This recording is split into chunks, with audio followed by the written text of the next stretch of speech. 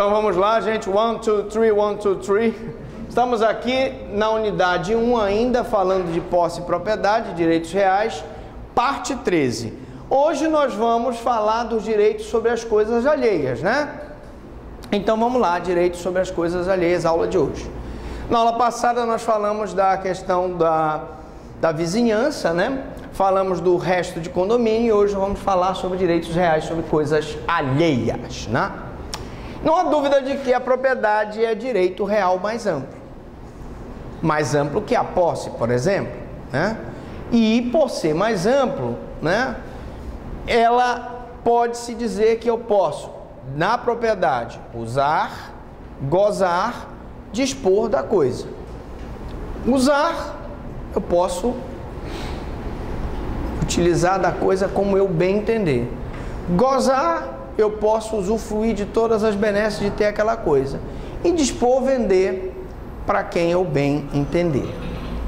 No entanto, outros direitos adquiriram o status de direito real. E nessa aula de hoje nós vamos ver que, assim como a propriedade, eu tenho também outros direitos, chamados obrigações, com eficácia real, como, por exemplo, o direito de preferência do inquilino, que nós vimos na aula passada, que consiste no direito que o inquilino tem caso o locador quiser vender, o locatário terá esse direito de preferência de adquirir a propriedade em primeiro plano. Lógico que se ele não quiser ou não tiver condições de fazer a aquisição, nós vamos então passar para a venda para outra pessoa. Do compromissário comprador do imóvel, você faz uma promessa de compra e venda. Essa promessa é um contrato particular que não te dá a propriedade, ela te dá a expectativa do direito de propriedade. Você, como compromissário comprador, você tem o direito de exigir do vendedor o quê? Que o vendedor te passe a escritura pública daquele imóvel. Tu não adquiriste daquele imóvel? Como, por exemplo, o registro imobiliário. São direitos sobre coisas alheias que estão previstos no artigo 1225 do Código Civil. Então vamos agora falar desses outros direitos, começando pelo direito de superfície. O Código Civil de 2002 substituiu e exigiu a enfiteuse, extinguiu a enfiteuse do direito privado. Então nós tínhamos a enfiteuse, que era uma gravação de um ônus sobre a propriedade, e ele introduziu o direito de superfície oneroso ou gratuito. O que é esse direito de superfície? Bom, nós sabemos que nós proprietários, na verdade, temos só o direito à superfície do imóvel, superfície do imóvel. Porque o subsolo, gente, na verdade pertence a quem? A União, não é isso? Então, nós temos o direito oneroso ou gratuito em relação àquela superfície. A tua propriedade, tua casinha que está construída aqui, na verdade, você tem o direito à superfície. Tanto é que, em regra, quando você tem que fazer um poço artesiano, um poço, o que acontece? Você tem que pedir autorização. Você vai cavar num local que teoricamente tem gerência de outros entes, como a União, os estados e o município. E além do mais, quando tu cavas um poço, tu pode ter aqui um lençol freático que alimenta outras propriedades. Se todos fizerem captação em poço clandestino e não fizerem o tratamento adequado da água, ou não usarem de forma racional a água, nós vamos secar esse lençol freático, nós vamos contaminar esse lençol freático, e esse lençol freático é extremamente importante para a sobrevivência daquela comunidade. Então, direito de superfície. O superficiário, que é a pessoa que tem o direito de superfície, assume a posse direta da coisa, tendo o direito de plantar e edificar. Então aqui eu fiz um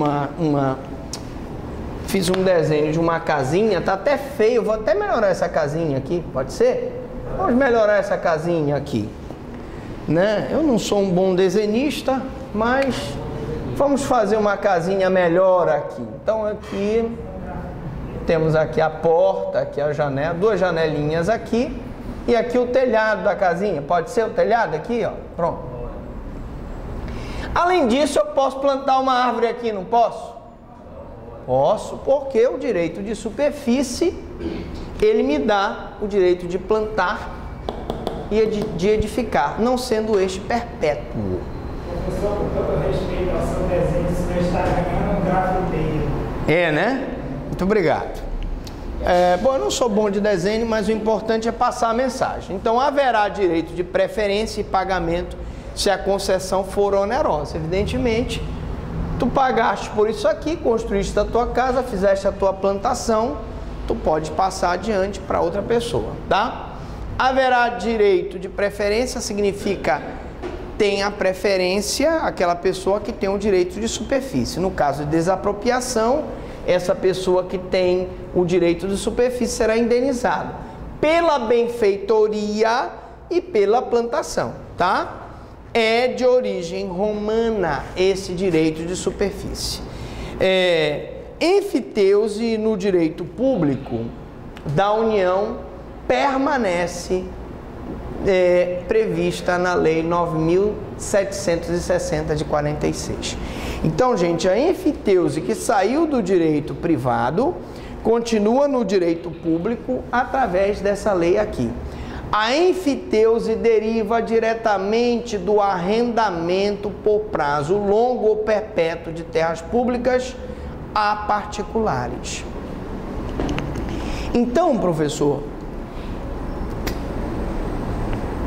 o poder público pode arrendar uma terra para uso daquela pessoa por um determinado período, sem que essa pessoa possa adquirir a propriedade da terra pelo uso, porque se trata de um arrendamento, uma enfiteuse, sim.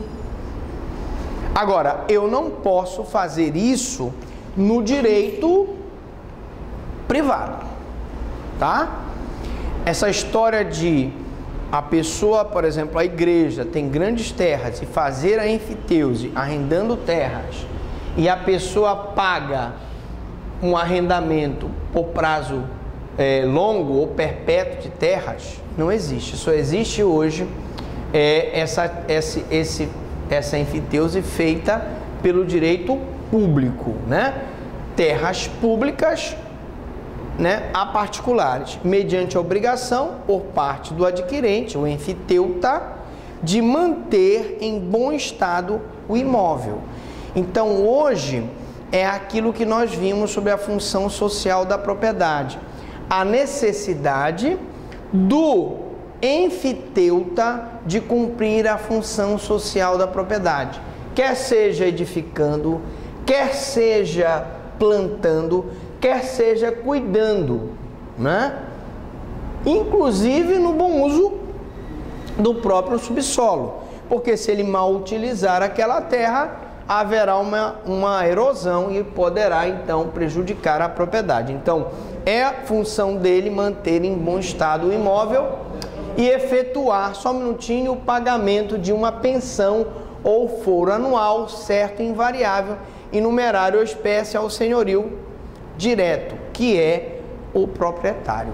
Então ele paga, gente, um foro. O enfiteuta paga um foro ao proprietário. Você queria perguntar o quê? Diga. Essa questão aí está bastante teórica aí do próprio direito de superfície. Mas o que acontece? Esses perfuradores desses terrenos do tipo do qual aí para longe aí, para fora, a gente corre o risco desse lençol freático secar. Olha, eu me lembro de uma história de um senhor que comprou um sítio em Santa Bárbara. E quando ele chegou no sítio, tinha um poço. Vou fazer o desenho aqui do poço, tá? E o poço estava fechado aqui. Ele estava construído acima da superfície e estava fechado. Ele ficou intrigado. Depois que ele adquiriu, ele mandou então abrir a tampa do poço. E o que é que ele percebeu? O caseiro jogava o lixo para cá. Então aqui estava cheio de lixo. Consequentemente, se isso aqui estava cheio de lixo e aqui embaixo é o lençol freático, esse lençol freático não está contaminado? Tá. Imagine, por exemplo, que é um posto de gasolina. Tem aquele tanque aqui. Aquele tanque ele tem um prazo de validade. Se eu não faço a substituição do tanque de combustível no prazo de validade dele, o que vai acontecer a longo prazo, ele vai furar aqui embaixo, ou aqui pela lateral, e o combustível vai vazar até chegar aqui no lençol freático. Então você está sujeito a fazer um poço e puxar água contaminada do lençol freático? Claro, você faz uma fossa, e essa fossa é tão profunda que ela chega até o lençol freático. Já imaginaste o problema que seria? Então há necessidade do enfiteuta de cuidar bem, né? Ele efetua o pagamento e tem a obrigação de cuidar bem da propriedade. Eu te falo isso porque quando eu cheguei em São Sebastião em 94, ainda existia, a igreja fazia enfiteuse das propriedades dela. Não é verdade isso? Não sei se você pagou foro para a igreja, mas o pessoal de São Sebastião da Boa Vista pagava um foro para a diocese de Ponta de Pedras, que supostamente era dona da maioria dos terrenos de São Sebastião. E quanto a igreja católica não faturava com o pagamento desse foro. Aí o Estado resolveu dar um basta e dizer, não, peraí. A União, com as suas terras da União, terreno da União, né, terreno de Marinha, que é da União, os estados, com aqueles terrenos de rio, e o município, né, que vão cobrar o foro daquelas pessoas, exatamente, o aforamento. No caso da enfiteuse, quando a gente faz o resgate da enfiteuse da Codeus, Sim. Nesse caso, essa propriedade passa a ser minha já em relação ao caso da União. Porque da União não tem como a gente adquirir a propriedade. Não. Agora, o resgate da enfiteuse, quando a gente faz perante a Codem, ela passa a ser nossa? Se você regularizar uma enfiteuse perante a Codem, na hora em que a Codem regulariza a tua propriedade, tu podes, se não estiver proibido por lei, se não for um terreno em que esteja proibido a aquisição daquele imóvel através de escritura pública, por exemplo, um terreno de marinha, tu não pode, né? Porque é um terreno insular das ilhas ali do Marajó, daquele lado, que são terrenos que são usados na defesa, na segurança nacional, porque ali é uma área de fronteira, né? Lá em cima no Amapá, com a própria Guiana Francesa, evidentemente. Então existem terrenos que não podem, mas se você regularizou perante a municipalidade o teu terreno, a municipalidade pode te dar autorização para que tu possa tirar a escritura pública no teu nome. Ela encerra aquela enfiteuse, ela encerra aquele pagamento de foro e você pode realmente regularizar o imóvel e ser proprietário daquele imóvel. Você queria perguntar? É sobre esse caso do condomínio que está sendo construído ali do lado do Rio do Mar, que é a Arranha-Céu, justamente em terra de Marinha, e foi conseguido uma autorização pela... Acho que foi pela Codeem, não. Eu não gostaria de comentar isso porque a aula é ao vivo e a cores, mas posso te dizer o seguinte: infelizmente, em certas prefeituras existe a corrupção, ou seja, você concede autorização de construção em terreno de marinha, Você consegue autorização ambiental em área de preservação ambiental. Você permite que a empresa concessionária construa no local onde ela não pode construir porque ela está prejudicando o horto municipal. Então, infelizmente, há uma série de irregularidades que, infelizmente, acontecem. E aí a empresa constrói e depois que se descobre eventualmente que foi praticado, que a gente não pode dizer que foi, mas existe um indício de que só sendo realmente uma coisa ilegal, porque como é que tu vais construir naquela situação que é na beira do rio, né? Se ficar construído, o que é que o empreendimento vai dizer? O que é que a empresa de engenharia civil, a construtora vai dizer? Não, teoria do fato consumado, nós já construímos o prédio, não vai se derrubar mais. Mas há um perigo, há um risco muito grande, porque ninguém sabe daqui a quantos anos a água da Baía de Guajará vai permanecer no mesmo nível. E é possível que suba. Eu dei o exemplo na aula passada da praia do Saco, em Sergipe, em que houve um empreendimento muito grande, se construíram vários imóveis num local que hoje a maré está tomando de volta. Por quê? Por causa do desmatamento indiscriminado do manguezal, tá? Então, através de um ato jurídico, inter vivos ou de última vontade, atribui ao enfiteuta, em caráter perpétuo, domínio útil e o pleno gozo do bem, tá? Então, eu vou dar ao enfiteuta. O enfiteuta não é locatário, tá, gente? Ele é enfiteuta, não se trata de contrato de locação, é um contrato é uma enfiteuse, tá? E o nome do pagamento é foro, tá? Ou também chamado laudêmio, tá? Foro ou laudêmio, tá? Beleza. Não está aqui no slide, mas você pode anotar. Servidão. A gente já vem conversando sobre a servidão há muito tempo, né? A servidão, gente, é um direito real constituído em favor de um prédio dominante sobre outro prédio, que é o chamado serviente, pertencente a donos diversos. Então, vamos dar um exemplo aqui de servidão? Já que hoje eu estou desenhando, né? Eu geralmente não desenho nessa aula de civil, mas hoje me deu vontade de desenhar. Tu tens aqui uma fazenda, certo? E aqui tu tens um linhão. Vou botar um linhão aqui, o poste de eletrificação rural, né? Tens um linhão aqui. Para que tu possa chegar com o linhão aqui, nesse outro poste, tu tens que passar com o linhão pela fazenda.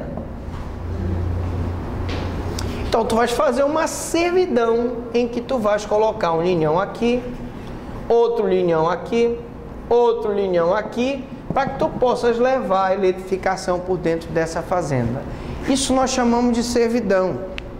Mas eu dei um exemplo de um linhão, eu poderia dar um exemplo de uma servidão de água, né?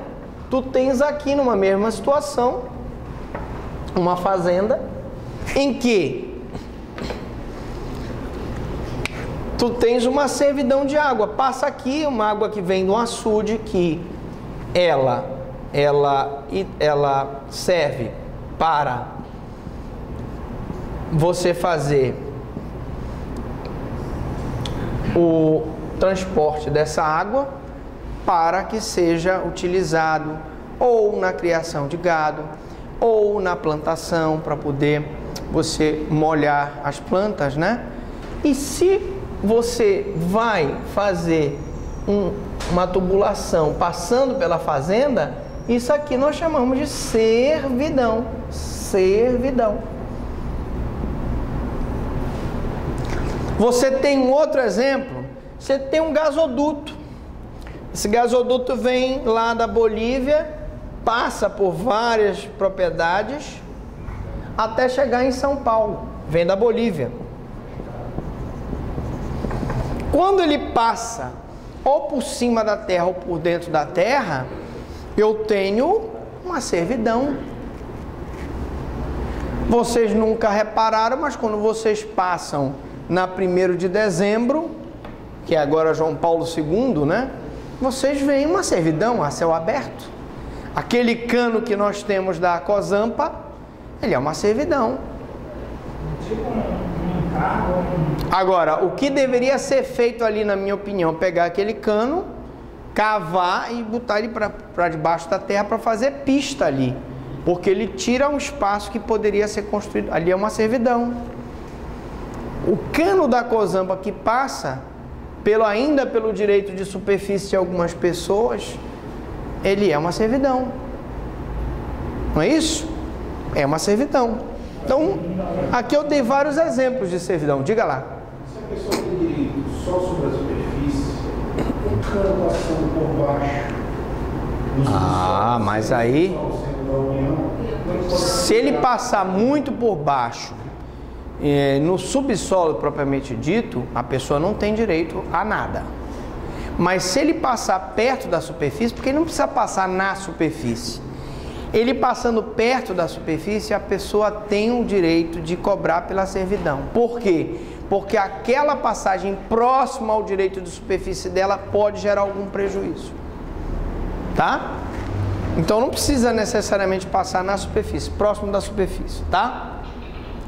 A servidão predial tem por finalidade aumentar a utilidade do prédio dominante e implica em restrições trazidas ao prédio serviente. Então, gente, um outro exemplo de servidão que nós estamos falando aqui é aquela situação em que eu tenho aquela família numerosa e o pai, antes de morrer, fez um terreno. E aqui ele fez a primeira casa, aqui a segunda casa, a terceira casa, a quarta casa, quinta casa, a sexta casa. O cidadão do A, aqui é a rua, né? Tá tranquilo, ele chega aqui, entra no imóvel dele, beleza, a porta tá aqui. Mas o cara que tá aqui no B, C, D, E, F, para ele chegar na casa dele vindo aqui da rua, ele vai passar pelo imóvel A, pelo B, pelo C, pelo D, pelo E. Então, a passagem reiterada dele aqui, nesse sentido aqui, provoca, ele pode adquirir essa servidão, e nós já vimos isso, por uso capião.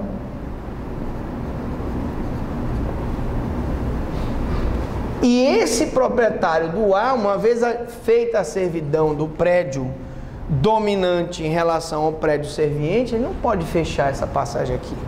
Se ele fechar essa passagem aqui, essa pessoa não chega aqui no terreno dele. Então é o que nós chamamos aqui de chagão.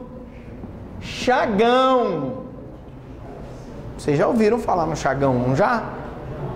O chagão, eu mesmo ouvia lá, Dona Margar, uma senhora que criava não podia criar às vezes pato lá em casa, levava lá para Dona Margar. Ela tinha um filho chamado Tataco. Lá tinha uma servidão, o pessoal passava do lado da casa dela. Era uma situação assim, eram várias casas, o pessoal passava aqui pelo lado. Para ir para o Beco do Piquiá. Beco do Piquiá. Bom, bem, você lá no Beco do Piquiá, você entra numa festa, o cara pergunta, você está armado? O cara diz, não, então toma uma peixeira para você entrar. Sendo possível, sempre que se puder configurar uma serventia em benefício de um prédio indeterminado do outro, eu vou ter uma servidão. Esse prédio aqui está abrindo mão do direito de propriedade dessa parte aqui, esse também, para que o último aqui, cada um deles tenha um direito, tá?